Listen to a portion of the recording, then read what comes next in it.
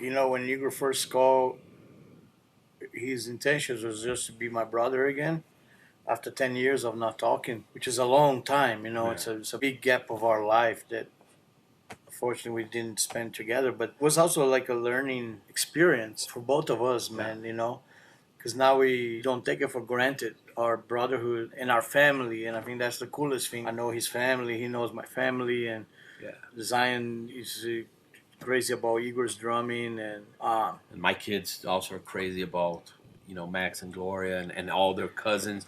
So I think, like Max mentioned, this combination of at first my goal it was to be reconnected with Max, right. and then of course knowing Max, I knew that question was gonna pop. It's like, dude, let's jam. And of Yes. course, I jumped in 100%. I came to visit him. He was doing a Soulfly show, and he was like, dude, you want to jam a song? And I was like, how can I say no, coming on stage with him again? That moment, we knew that we need to do some stuff together again. And that was very magical. I know for the people who were there, they got to witness something that it was very special because after a long time of us being apart, we connected musically also. And I think nowadays, I think it's a lot more easy to deal with each other than maybe before those 10 years started. So I think it's a big learning experience. Yeah. And I have to say, like, we're very lucky that we got to do this before one of us could be gone.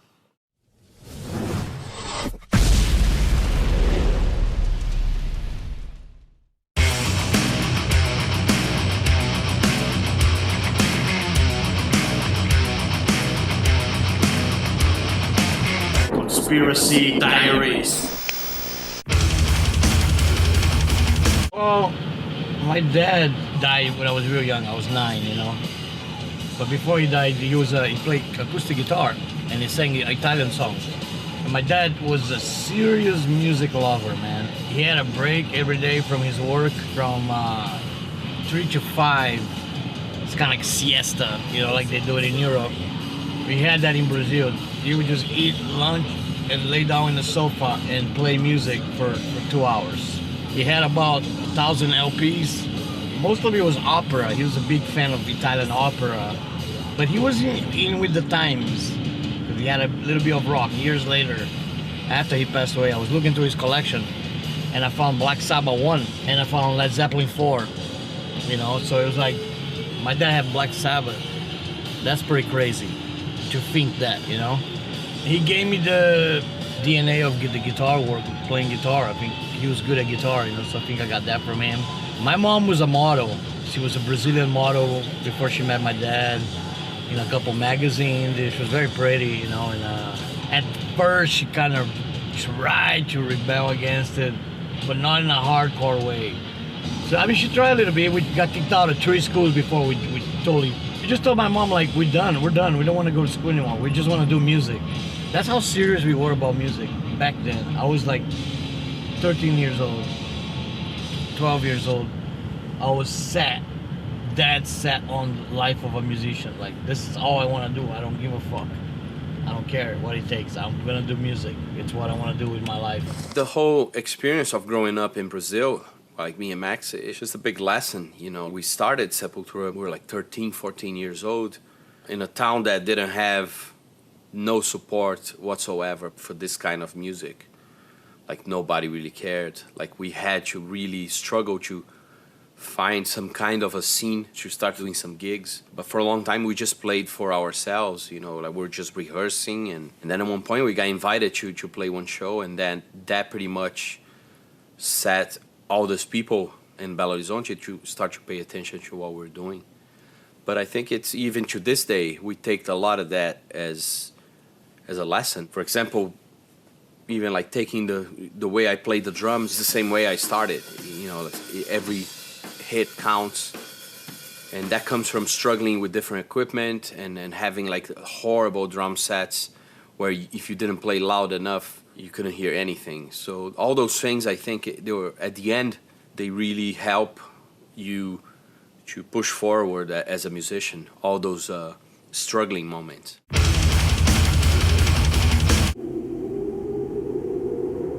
didn't really pick Phoenix myself.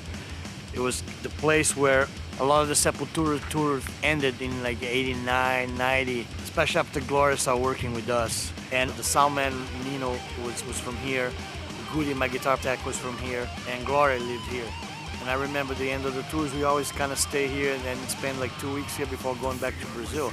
And I really liked it. I thought it was cool. I like the desert. I'm always been in love with the Southwest of America. There's something about the mountains. The sunsets are amazing. There's a great vibe here. I think it's awesome. I fell in love with it, and then I got married with Gloria. I ended up moving here, and Phoenix became my home. I really liked it. Especially, I realized it was the best place to go after a tour. A tour is a lot of commotion and a lot of distractions, and you're meeting different people every day, and it's chaotic, and it's wild, and it's loud. And once I got to Phoenix, you know, everything got quiet and calm. It was great for writing music. So I wrote a lot of the stuff here, you know, a lot of probably the end of Arise, and then the entire Chaos AD was written in Phoenix. The entire Roots was written here. Nail Bomb was written here. So it's been great, you know. I love Phoenix. I love the whole desert vibe. We create desert metal here.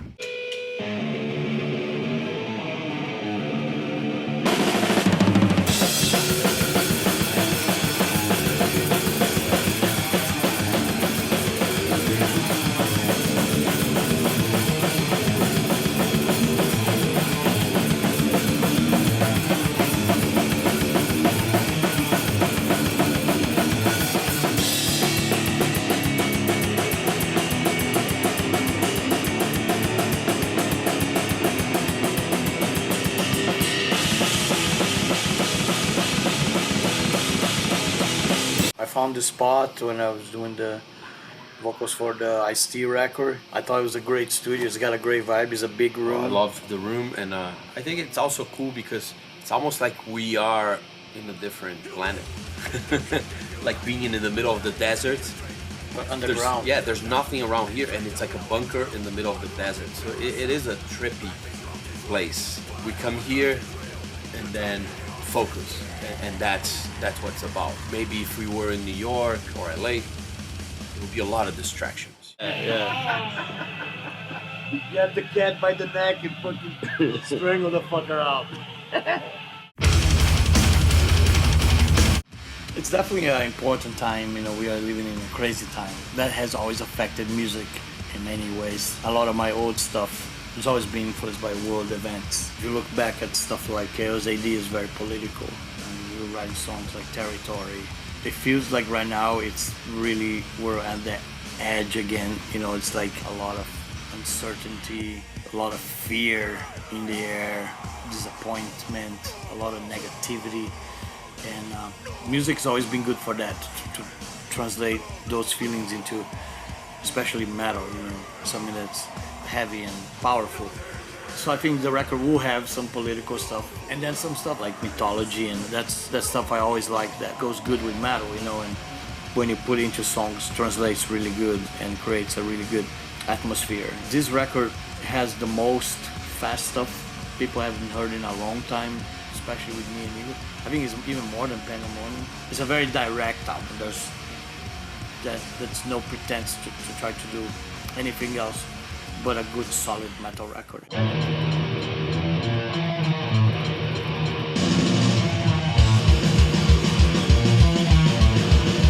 For this record, I had a few ideas from the demos that I heard from Max. I could see that the sounds were very straightforward, and then I wanted to focus a little bit on certain details. And then, of course, also coming back just from a trip in Uganda, in Africa, I tried to incorporate a little bit of what I learned there on this. Kind of like the same way I always try to bring some of the Brazilian influences and stuff, so I tried to bring a bit of the African beats for certain parts who were a little more percussive on the record. From album to album, I try to change certain things just to challenge myself to play a little different. So each album I either add something to the drums or I take something out. This way it just forced myself to approach the drum a little different than I usually comfortable with. This time We're back to double bass, which last record I recorded with a single bass. And also we added the rototoms, which is something I haven't used since like Morbid Visions and Schizophrenia. So that was kind of cool. Arthur, the producer, he came with the idea of bringing some rototoms for some rolls, and I'm totally into it. All right, here goes nothing. We got a 4 count into this song. Give it a shot. Ready? Yeah.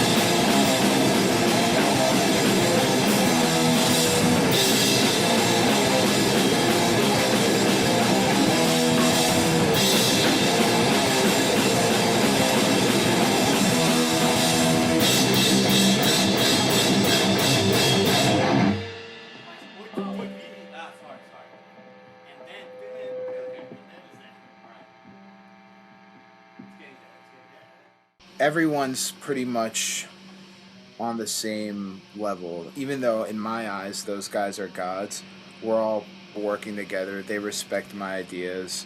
They're cool, man. They tell me stories about the old days, and it's really cool. They're extremely driven, and when they get into their creative zone and they start getting on a roll, it's like, whoa, this is insane. Like, I went to Max's house last night, and he was just sitting there on the couch when I walked in with headphones on and the guitar going, and everybody's running around, and like people are trying to talk to him, and he's just like, you know, they're pros. Got Mark texting the chicks, making appointments for tonight.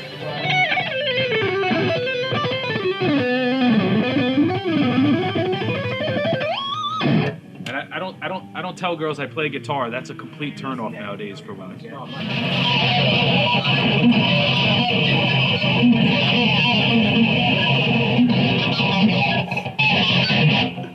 So I've been trying to figure out what that was even called or how to do it. I've seen like George Lynch do it, everybody, and like this motherfucker right here just was like, has been doing it left and right the whole time. I'm like, this motherfucker knows how to do that. And I was like, dude, how do you do it? And they showed me, but I can't tell you guys because you got to figure it out yourself. It's a palm slide, but my version, I call it the Rizzo hairy palm slide. It sounds a little different because I got hairy palms for some weird reason. I got hairy palms. Well, I don't know why, but...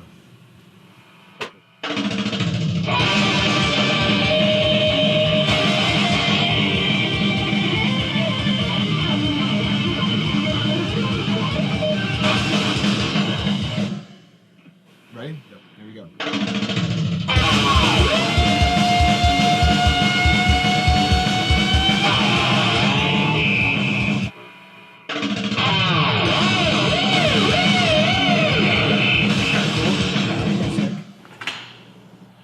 Old man Rizzo. Yo. With my mohawk. That's your new look, bro? It's my new look. Hey Rizzo, how many selfies do you take a day? Look at that.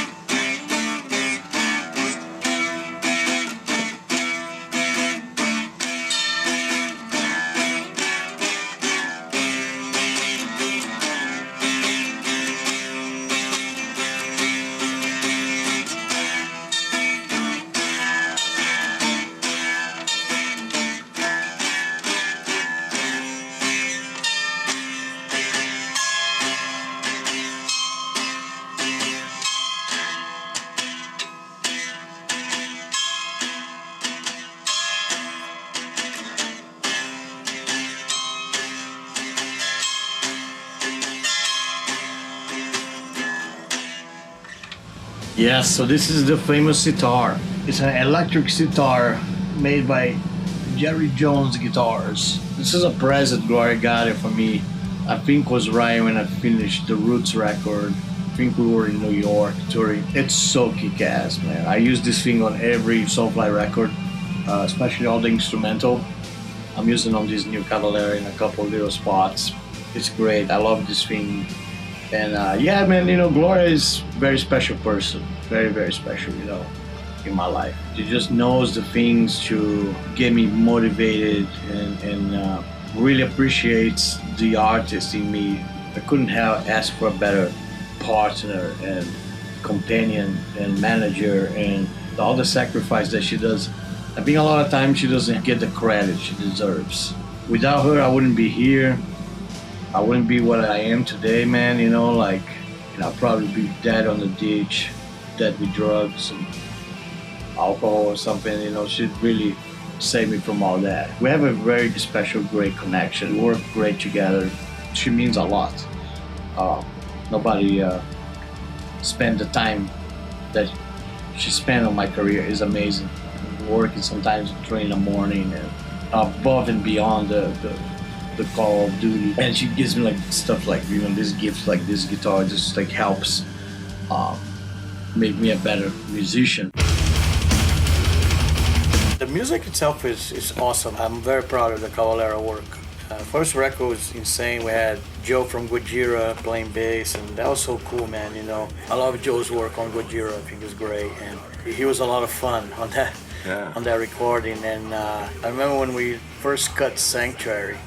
It was such a good feeling, man. You know, it's like, yeah, it is back, you know. We still got it. You haven't lost it.